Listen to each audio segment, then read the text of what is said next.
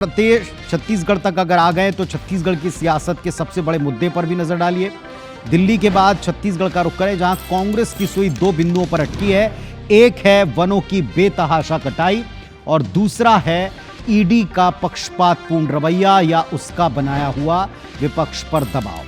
हालांकि सत्ता पक्ष ने पलटवार करना शुरू कर दिया है। कांग्रेस के दौर में खदानों की स्वीकृति दी गई, ये याद दिलाया गया। किन किन सरकारों के कहने पर खदानों के मुंह खोले गए, जंगलों को साफ किया गया, ये याद दिलाया। मुद्दा सियासी पैंतरों में उलझ चुका है। सियासी नेता अपनी सुविधा और सहूलियत के हिसाब से इस पूरे प्रकरण को डिफाइन कर रहे हैं, विश्लेषण कर रहे हैं, देख और दिखा रहे हैं। दिन भर का अपडेट इस रिपोर्ट से।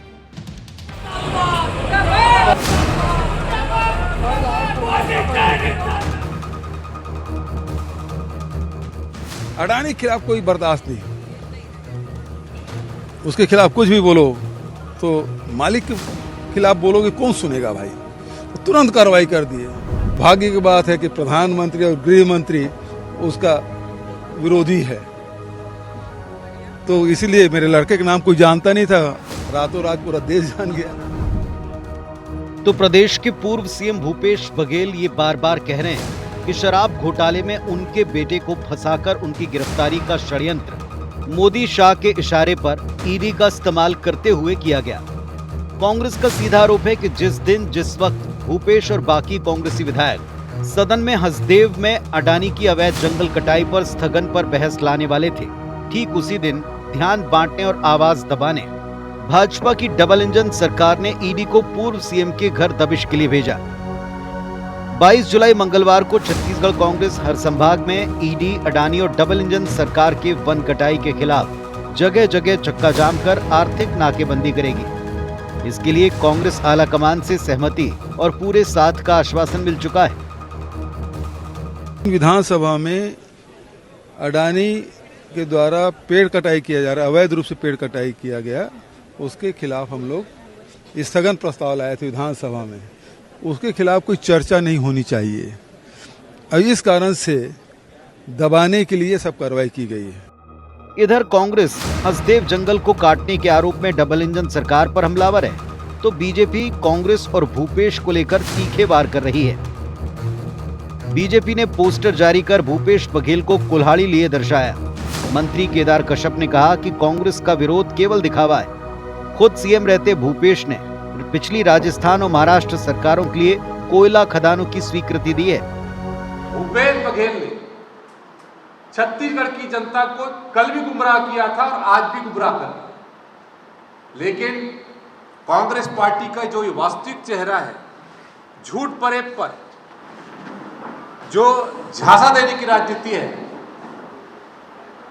ये उनका वास्तविक चेहरा आज जनता के सम्मुख में आ चुका है। कि जिस प्रकार से कवासी लखमा के साथ हुआ है, कैसे उन्हें बलि का बकरा बनाया, कांग्रेस पार्टी ने मोहरा बनाया और सैकड़ों करोड़ का घोटाला किया। हालांकि इस पर पलटवार भी हुआ। पूर्व सीएम भूपेश ने 12 जनवरी 2025 की सीएम हाउस रायपुर की फोटो जारी कर तंज कसा कि अडानी को इसके लिए 5 साल की प्रतीक्षा करनी पड़ी। कुल मिलाकर बीजेपी कांग्रेस प्रदेश की खनिज संपदा की लूट और जंगल कटाई के मसले पर एक दूसरे को विलेन साबित करने में जुटे हैं। अब सवाल ये, विकास, उद्योग, ऊर्जा जरूरत या रोजगार के नाम पर बीजेपी हो या कांग्रेस की सरकार, अनुमति दोनों सरकारों ने दी, तो फिर ये विरोध और ब्लेम गेम क्या पॉलिटिकल प्रोपेगेंडा मात्र है? राजेश मिश्रा, IBC 24, रायपुर। तो एक तरफ आपने कांग्रेस और बीजेपी दोनों के एक दूसरे पर लगाए गए आरोप देखे, दोनों के एक दूसरे के खिलाफ जारी किए गए पोस्टर देखे, दोनों के एक दूसरे की सरकारों पर यह आरोप देखे कि कैसे जंगलों को साफ करने में इंटरेस्ट लिया, अपने आकाओं को, अपने बड़े नेताओं को, आला कमान को खुश करने की। लेकिन आज ही फैक्ट से जुड़ी 2 खबरें भी शाम तक आ गई। ये हाथ में एक चैतन्य बघेल की गिरफ्तारी के बाद ईडी का 21 तारीख का एक प्रेस नोट है। अब ये प्रेस नोट क्या है, इसके डिटेल भी आपको टेलीविजन स्क्रीन पर दिखाते हैं। इस प्रेस नोट में बताया गया है, 4 पैरा हैं और इन 4 पैरा में हर एक पैरा की एक विशेषता। पहले पैरा में बताया कि कार्रवाई किस पर की, तो ऑब्वियसली चैतन्य बघेल पर। दूसरे पैरा में बताया गया कि किन धाराओं के तहत कार्रवाई की। तीसरे और चौथे में है कि क्यों की गई, क्या क्या इनके खिलाफ साक्ष्य मिले। तो 2500 करोड़ रुपए का आबकारी घोटाला हुआ, ये इसमें लिखा है। चैतन्य के शराब घोटाले से 16.70 करोड़ रुपए की प्राप्ति हुई, जो चैतन्य को प्राप्त हुए वो इसमें लिखा है। इस राशि का इस्तेमाल रियल एस्टेट फर्मों के जरिए अपने लिए किया गया, ये इसमें बताया गया। रियल एस्टेट परियोजना का नाम भी है। विकास में नगद राशि का इस्तेमाल किया, जो इस पूरे घोटाले के थ्रू आया। चैतन्य ने त्रिलोक सिंह ढिल्लों के साथ एक सांठगांठ की। राशि के हेरफेर के लिए त्रिलोक सिंह की संपत्तियों का इस्तेमाल किया, उन प्रोजेक्ट्स का डिटेल भी इसमें।